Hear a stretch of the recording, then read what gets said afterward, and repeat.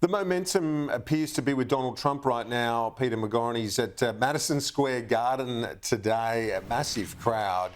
In New York, though, it's not a seat where you'd expect, it's not a battleground electorate, that's for sure.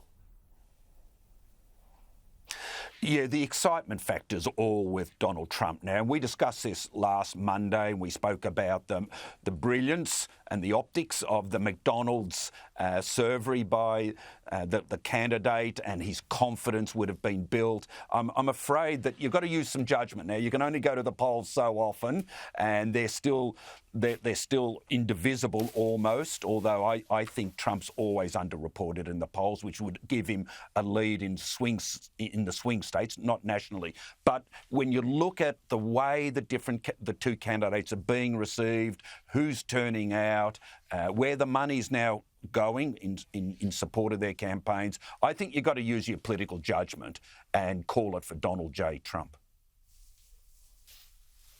That's what you have done. That's what Peter McGauran has done. Simon Banks, you're suggesting the polls remain, and I think many agree with you that the polls are still too close to be making a call right now, Simon. Yeah, that's right. And look, I mean, the one thing you need to remember about the US system, of course, is that it's actually about voter turnout, not just who people say that they're inclined to vote for one way or the other. Look, I think the Harris campaign probably peaked about a month ago. I think the momentum is with Trump at the moment. If you look at those 7 key swing states, he's just very, very slightly, but still within the margin of error in front in 3 of those states. There are 4 that are literally a deadlock tie in terms of the polls. He really only needs one of them, for example, Pennsylvania, to come his way, and he's in the presidency. So I've been saying for some weeks, I agree with Peter, I think this is his to lose now. But we're into that final week, and I think as we saw in Queensland, you can't just assume that the final week of a campaign goes smoothly for either side. It's really going to be a question of who can get that final bit of momentum in the last few days. And Beyonce, if she makes her intervention as expected, Peter McGauran, celebrities come and go. Beyonce's at a sort of different level for many, though. What do you think?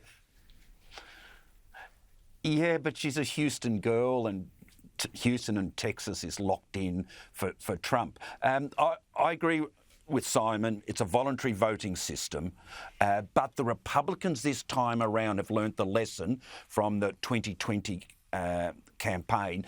They've got their people out voting earlier. I could never understand at the last election why they were relying on their supporters to come out on election day itself. You know, if someone got sick or there was transport problems, they have got out a very large proportion of their supporters already. We will see, gentlemen. Look forward to catching up with you both next week. Thanks as always, Peter McGauran and Simon Banks. Pleasure.